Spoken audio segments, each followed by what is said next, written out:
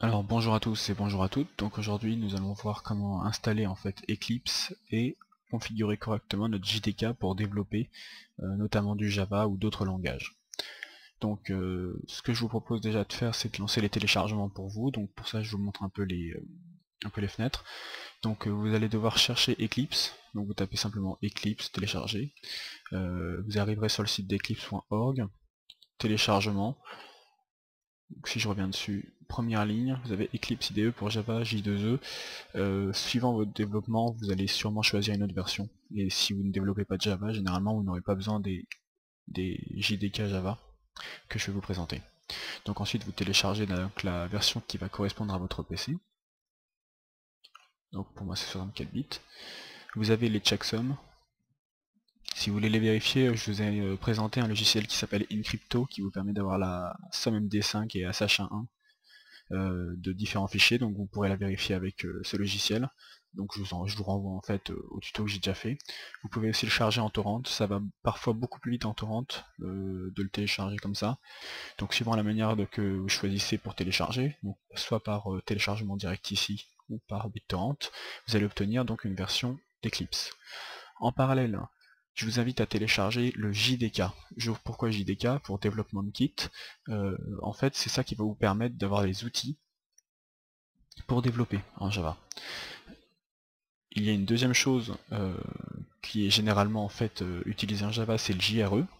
Et il y a très souvent une question qui revient sur les forums, c'est quelle est la différence entre un JDK et un JRE. Le JRE, c'est le Runtime Environment, désolé pour l'accent, mais globalement c'est un environnement pour faire fonctionner les programmes Java, une fois qu'ils ont été compilés, préparés et développés. Et les JDK, ce sont des développements, pour les développements, sachant que cet outil JDK contient un JRE. Pourquoi? Imaginez simplement, pour faire une expression un peu imagée, un JDK c'est toute une cuisine, vous avez les outils pour préparer votre nourriture, vous pouvez la chauffer dans un four et elle sera bonne à manger. Donc vous avez besoin d'un four pour terminer votre nourriture, si je puis dire, votre préparation de nourriture.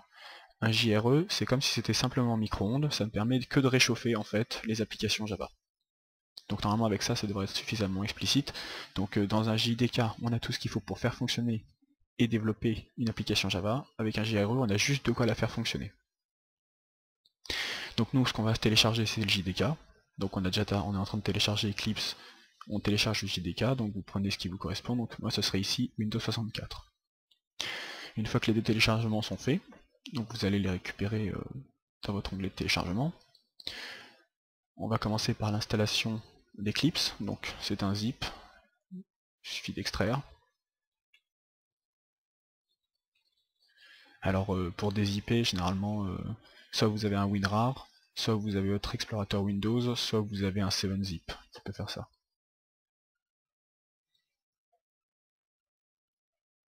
Donc voilà, ça va bientôt finir d'extraire. Voilà, c'est terminé. Donc c'est ici. Ça, c'est une version portable d'Eclipse. Donc si vous voulez la mettre dans vos programmes, il va falloir la couper-coller manuellement. Donc moi je vais la poser donc là où j'ai l'habitude de poser mes logiciels. Mais vous pouvez la poser en fait dans Programme File ou des choses comme ça, vous. Voilà, donc il est installé ici. Une fois que vous avez fait ça, vous faites un double clic. Eclipse.exe, vous allez envoyer vers le bureau.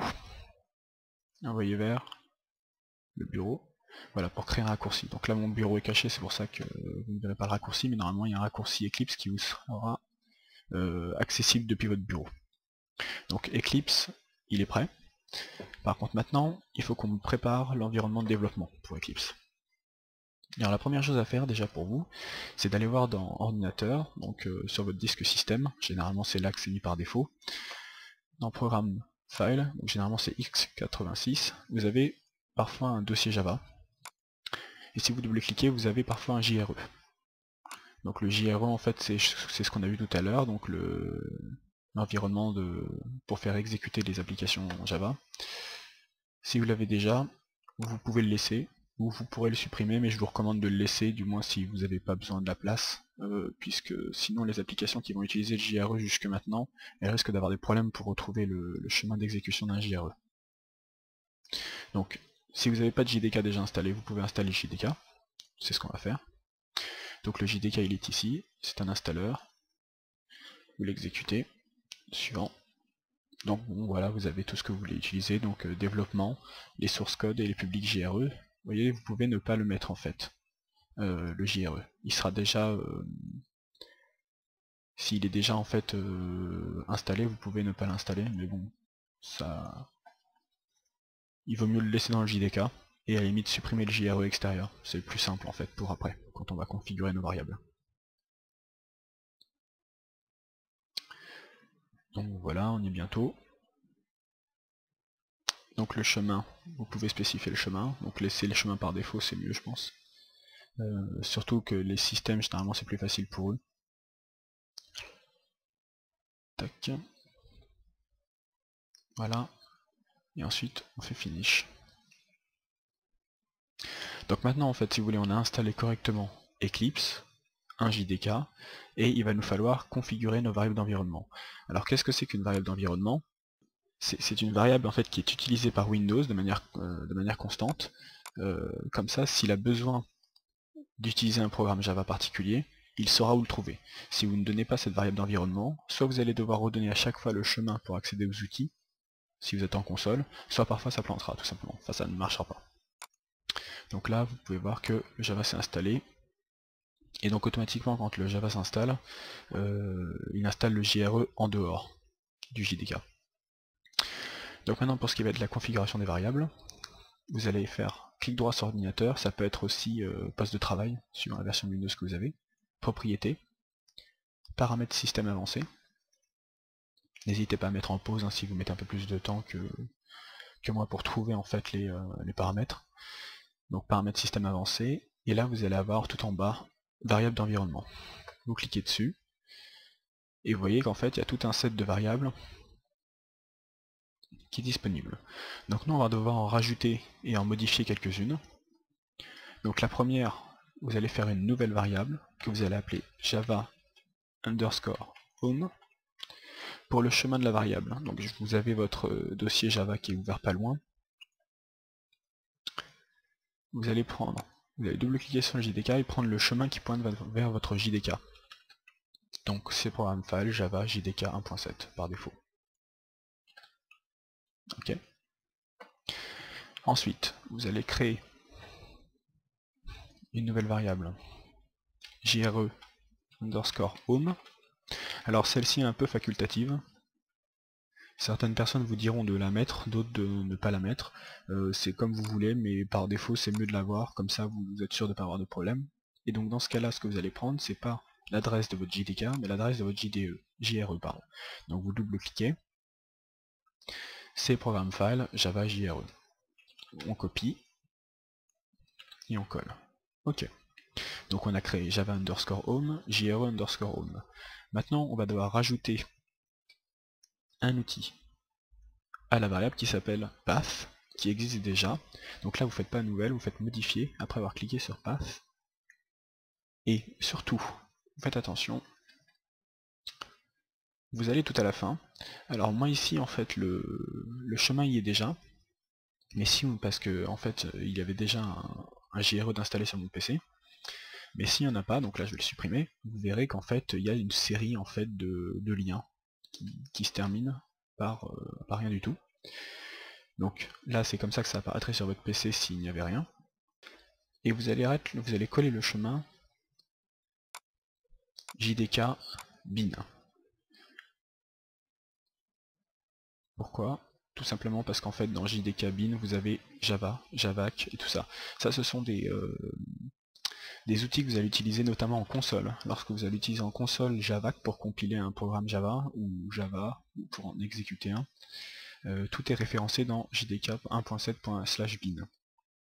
Donc vous avez mis un point virgule, c'est important pour séparer les liens, et vous allez faire CTRL-V pour coller votre programme file Java JDK.